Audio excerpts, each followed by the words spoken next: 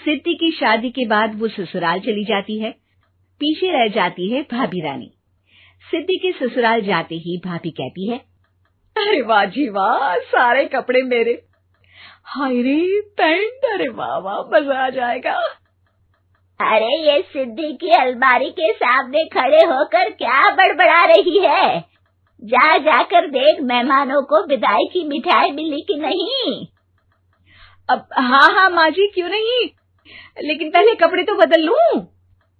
अब रानी आ जाती है सिद्धि के उन कपड़ों में जो वो ससुराल जाने से पहले घर छोड़ जाती है। अरे रानी, कुछ दिन रुक जाती। अरे ये तो सिद्धि बिटिया को मैंने ही दिया था, बड़ा ही फबता था उस पर, तुझ पर तो कुछ खास नहीं लग रहा। अब वो ना मेरे सारे कपड़े गीले थे तो सोचा पहन लूं। वैसे भी सिद्धि को कौन सा भी पुराने आउटडेटेड कपड़ों को पहनना है। वैसे भी ये सूट तो मैंने तभी पहना था, वैसे खास है भी नहीं ये। हाँ ठीक है, लेकिन ना मेरी सिद्धि पर तो जमता था। सारे मेहमान चले जाते हैं और सिद्धि ससुराल से मायके पहली बार आती है। अपना घर, अपना कमरा, अपनी अलमारी। ये बोलकर जैसे ही सिद्धि अलमारी खोलती है तो सामने उसके कपड़ों की जगह कुछ और ही रखा होता है। ओ माँ, जरा कमरे में तो आना। सास और रानी वहां पहुंच जाते हैं। रानी ने पहनी होती है सिद्धि की जींस और टी शर्ट। अरे भाभी, ये क्या? ये तो मेरी बड़ी ही महंगी टी शर्ट है, इसे आपने घर में क्यों पहनी है? अरे बहुत मिलती है दीदी ये चौक की मार्केट में, 150 में।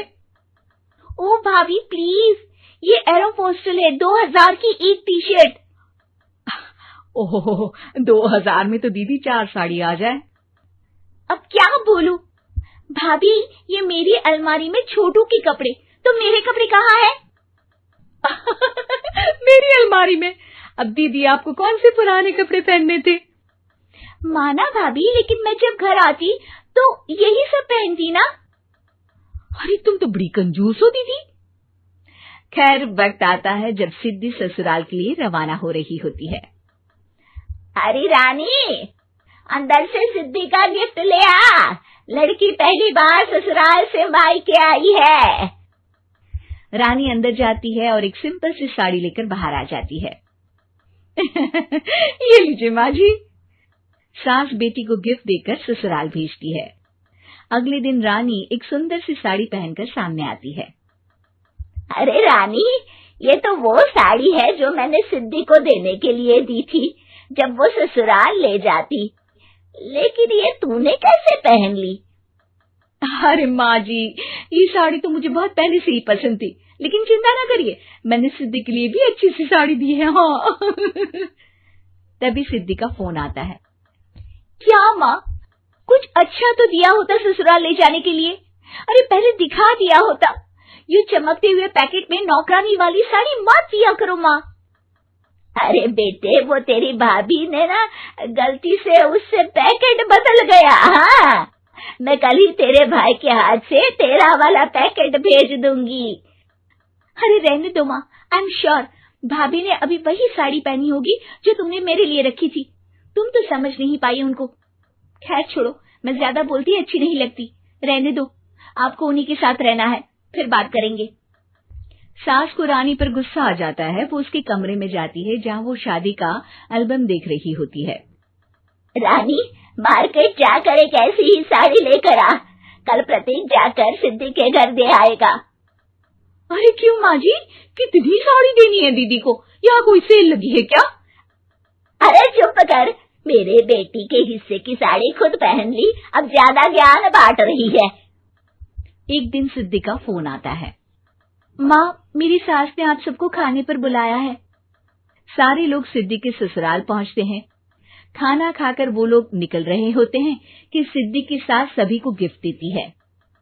अरे बहन जी, बेटी के घर का खाना खा लिया, यही बहुत है जो आप ऊपर से गिफ्ट भी दे रही है। अरे बहन जी, आप भी कहाँ इन बातों पर विश्वास कर रही हैं। सास सभी को गिफ्ट देती है, लेकिन रानी को जो साड़ी देती है वो अजीब सी हरे रंग की लाल रंग के बड़ी छाप वाली होती है। अरे छी, ये कौन पहनेगा? सासू माँ को तो जरी वाली इतनी सुंदर, और मेरे लिए ये नौकरानी वाली। अरे भाभी, दरअसल मैं जब भी घर आती थी आप वापसी में ऐसी ही साड़ी देती थी ना, तो माँ ने सोचा कि आपको आपकी पसंद की ही साड़ी क्यों ना दी जाए। बेचारी रानी, बोलती भी तो क्या। सिद्धि और सास रानी का चेहरा देखकर हंसने लगती है, तो रानी समझ जाती है कि अपने ही बिछाए जाल में वो फंस चुकी है।